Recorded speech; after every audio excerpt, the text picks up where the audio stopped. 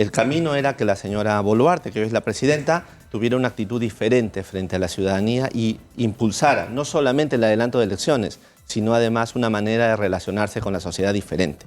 Eso no ha ocurrido. Por lo tanto, lo que tiene que seguir es que ella debe renunciar.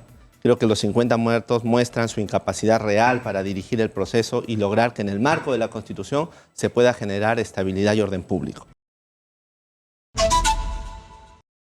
Buenos días, Nicolás. Gracias en primer lugar por la invitación y me permites un segundo para decirme a todos los parientes, familiares de las personas que han muerto, darles las condolencias por lo sucedido. La violencia nunca es partera de la historia, Nicolás.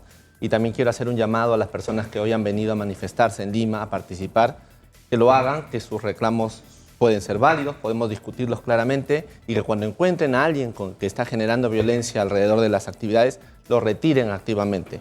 Creo que si dejan escuchar su voz bajo los métodos democráticos de una protesta en los marcos de la Constitución, seguramente que estaremos avanzando esta salida que queremos todos para que haya seguridad política para el país, Nicolás. Por ahí quería empezar. Ahora, ¿qué es lo que proponen ustedes? Mira, ¿Qué es lo que ustedes plantean? ¿Cómo salimos de este entrampamiento? Que es la pregunta que todos nos estamos haciendo. Sí, mira, la propuesta parte de un momento anterior. ¿Te acuerdas que nosotros planteamos desde el 1 de enero del año pasado que se vayan todos y que hay que renovar el proceso político? Ese término de que se vayan todos se ha concretado en una parte, cuando el señor expresidente tomó la decisión de dar un golpe de Estado. Ese fue el inicio y por lo tanto el camino tenía que ser constitucional. El camino era que la señora Boluarte, que hoy es la presidenta, tuviera una actitud diferente frente a la ciudadanía y impulsara no solamente el adelanto de elecciones, sino además una manera de relacionarse con la sociedad diferente. Eso no ha ocurrido. Por lo tanto, lo que tiene que seguir es que ella debe renunciar. Creo que los 50 muertos muestran su incapacidad real para dirigir el proceso y lograr que en el marco de la Constitución se pueda generar estabilidad y orden público. ¿Quién debería asumir? La Constitución dice que asume el actual presidente del Congreso, pero creo que él, por las mismas razones y por la forma como se ha estado manejando el Congreso durante este tiempo, debe dar un paso al costado. Al dar un paso al costado, lo que tendría que haber es que el Congreso se reuniera y estableciera del núcleo de sus participantes a alguien que muestre un consenso mínimo, que permita tres cosas, Nicolás. En primer lugar, claridad sobre el adelanto de elecciones. El Partido Morado ha propuesto desde hace un tiempo las medidas para que se haga este año y el tránsito sea mucho más rápido. La ciudadanía en general quiere un gesto de los políticos actuales para que haya una salida. El segundo elemento que tiene que hacer esa persona en el consenso, lograr establecer unas reglas de juego diferentes, un diálogo sobre la base del respeto. Fíjate, el principio es el siguiente: el Estado tiene la autoridad de la fuerza, pero tiene la autoridad comunicacional con el ciudadano. La comunicación tiene que ser respetar todas las opiniones y lograr llegar a consensos. Y el tercer elemento son reformas mínimas, muy pequeñas, cada vez se agota el tiempo y tienen que ser menores. En opinión del Partido Morado hay tres reformas. Una electoral en concreto que significaría reglas de juego para hacer tres cosas. Uno, que participen todos los ciudadanos de buena voluntad que quieran estar en la política. Para eso los partidos tienen que abrirse y hay un escollo, el año de militancia para poder participar. La segunda reforma electoral fundamental que el Partido Morado impulsa es que se evite la tramitología institucionalizada en el jurado. Ya el presidente del jurado lo ha dicho, otros especialistas han bajado. Y tercero, la regla de intangibilidad. La regla de intangibilidad no siempre existió en el derecho electoral peruano, fue introducida hace unos años. Esa regla no permite que se hagan cambios en las reglas de juego para poder hacer bien las cosas este año. Pero las otras grandes propuestas, Nicolás, son ya de fondo. Necesitamos que los partidos políticos no estén dirigidos por personas prontuariadas. Y tenemos que hacer una reforma constitucional muy rápida. Pero ¿cuándo? ¿Eso se puede hacer para esta elección? Se puede hacer si ellos tuvieran la voluntad. Y por eso el partido ha hecho esta propuesta medida para que por favor se reconecten con la ciudadanía. Se podría hacer todo esto que te estoy diciendo antes de la terminación de esta legislatura, que es el 30 de enero. Y luego completar... Pero tenemos solamente que 11 días para esto. Exactamente. Pero lo que estamos viendo hoy día en el país apremia, Nicolás, y por eso es necesario un sentido de la urgencia también en los congresistas. El señor presidente del Congreso, ¿qué es lo que ha hecho? Ha coordinado con ellos su salida a la semana de representación. ¿Tú ves a los congresistas ayudando en el diálogo en las regiones? No. Entonces eso te muestra la falta de sentido de urgencia. Ellos tienen que entender que esta es la salida. En el peor de los casos, la salida tiene que ser el llamado a elecciones.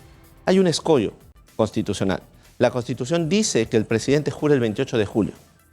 Si tú haces las elecciones este año, cualquiera sea el resultado, entrampas el camino hasta el 28 de julio del siguiente. Quien entre a gobernar, incluso la señora Boluarte, va a tener que contener 1 año y medio con un presidente ya elegido. Por eso es necesario, si las elecciones se dan este año, que haya también una reforma. Para que se juramente. Lo que decía Fernando Toesta nos dijo el otro día, que sacrificando las elecciones primarias abiertas, era absolutamente posible hacer elecciones adelantadas el mes de octubre, primera vuelta, tercera semana de noviembre, segunda vuelta, e instalar el nuevo gobierno antes de que termine el año 2023. Él dice que eso es absolutamente posible, pero para eso hay que producir esas reformas. Ahora, el problema es que no hay la voluntad. Es decir, yo acabo de entrevistar al ministro de Martini, que es un vocero acreditado del gobierno, y le pregunto, ¿va a renunciar la señora Dina Boluarte? No.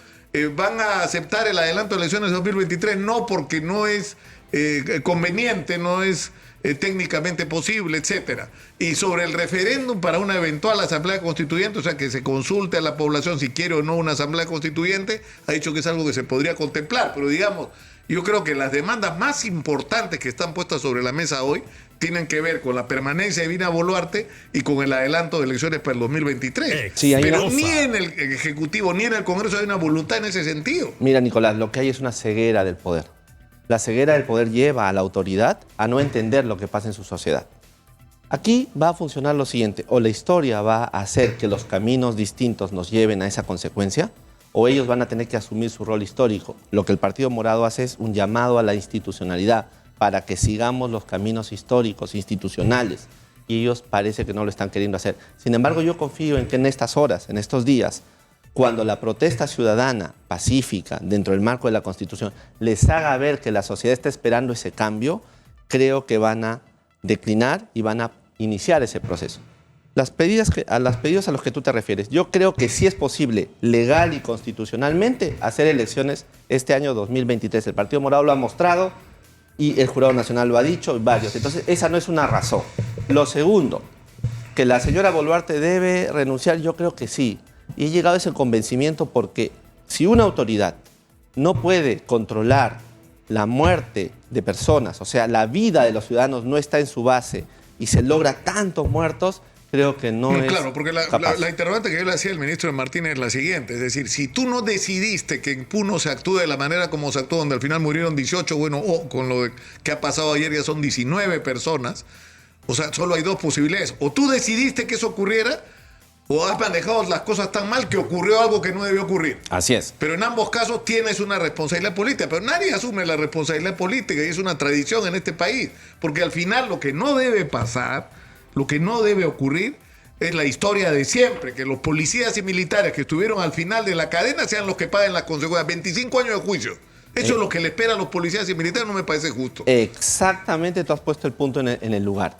Acá hay una responsabilidad política institucional sobre el manejo de la crisis. Exitosa. Yo te voy a poner un ejemplo sobre el cual podemos debatir. Mira la respuesta del rector de la UNI versus la respuesta de la rectora de San Marcos. El rector de la UNI, supongo que ha analizado el marco constitucional y legal de su actuación y les ha aceptado, los ha invitado, los ha tratado como ciudadanos, ha coordinado con ellos y les ha puesto las reglas. No violencia, no mal uso de los lugares que les estamos cediendo, y los ha considerado invitados a las personas que han venido a marchar. La rectora de la Universidad de San Marcos, ¿qué es lo que está haciendo? Lo primero que hace, según dicen, es llamar a la policía y a las autoridades para que ingresen a actuar represivamente. Yo te pregunto, ¿cuál de las dos salidas está dentro del marco de lo que uno entiende como una vida civilizada? La del rector de la UNI. ¿Se pueden hacer otras formas de responder a las crisis? Yo creo que sí. ¿Por qué? Cuando tú no miras la diferencia entre un ciudadano que está pidiendo que se vayan todos, claro, y cree en la paz, versus los violentos, claro, entonces ahí donde no funciona. La Contraloría ha notificado a la Universidad Nacional de Ingeniería para que explique por qué está haciendo uso de un bien público para un fin para el que no está destinado, ¿no es cierto? Y entiendo que en el caso de San Marcos el asunto es más complicado, porque también es legítimo que la rectora diga: a ver, un momentito, yo soy la autoridad de la universidad, no puede ocurrir que viene gente y se mete dentro de la universidad y ni siquiera me piden permiso, coordinan con las autoridades. Es decir, también es una respuesta de decir: oiga, un momento, acá no pueden pasarnos por encima y hacer lo que quieran, como si la universidad fuera, digamos, un tierra de nadie, ¿no? Sí. Y entiendo que lo que han hecho ayer es reunir el Consejo Universitario para tomar una decisión institucional como universidad. Sí, y la respuesta ha sido abrir una mesa de diálogo. Y creo que ese es el camino. Yo no estoy diciendo que alguien puede entrar y abrir una universidad y meter gente. Lo que estoy diciendo es que el manejo de la crisis, de lo que está ocurriendo ahí, ha sido distinto. Yo tengo dos preguntas, por favor, así en un minuto cada una. ¿Quién debería ser presidente o presidenta del Congreso en reemplazo de William Zapata? Lo debe decidir el Congreso. Yo tengo personas que creo que pueden ser, pero no me corresponde a mí como presidente de un partido anunciar. ¿Alguien del Partido Morado? No, lo hemos dicho en el comunicado. Paredes? José Paredes no está hoy en el Partido Morado. Yo sé, por eso lo pregunto. ¿Por qué te digo que no los miembros del partido? Porque no tenemos una bancada y además porque lo que se necesita es un consenso institucional entre los que están dirigiendo el partido. Como tú sabes... El Congreso. Perdón, los que están dirigiendo el Congreso. Y una última pregunta. ¿Francisco Sagasti va a ser candidato a la presidencia? Francisco es militante del partido. Francisco está colaborando activamente en el proceso que estamos haciendo ahora. ¿Cuál es el proceso? Si me permites unos segundos. Es conversar con todos aquellos líderes nacionales y regionales que se sientan parte de un centro para tratar de lograr algún tipo de institucionalización de una propuesta política que sirva al país. Si Francisco es útil en ese proceso, estoy seguro que va a participar. Ahora, el problema es que lo quieren inhabilitar. Lamentablemente, de una forma vergonzosa, Nicolás, porque lo que se ha planteado no es correcto. Ahora, pero es cierto que fue una barbaridad eso de volarse 17 generales para poner a uno que fuera amigo de Rubén Vargas, de Basombrío, de Gino Costa, Mira, ¿no? O sea, lo que es cierto es que la acusación constitucional contra Francisco no tiene ni razones constitucionales ni razones legales. Creo que es, como tú bien has dicho, una propuesta para intentar inhabilitarlo y sacarlo del juego. Lamentablemente funciona la política así todavía en el Perú. Pero como te repito, el partido quiere establecer unas reglas de juego claras para que mucha gente que esté en el centro pueda participar con nosotros. Si Francisco y otras personas y otros líderes de la sociedad civil participan de este proceso, le haríamos bien al país, porque estableceríamos unas reglas racionalizadas para poder ayudar a que no haya confrontación, que no hayan extremos y se resuelvan las cosas de mejor manera.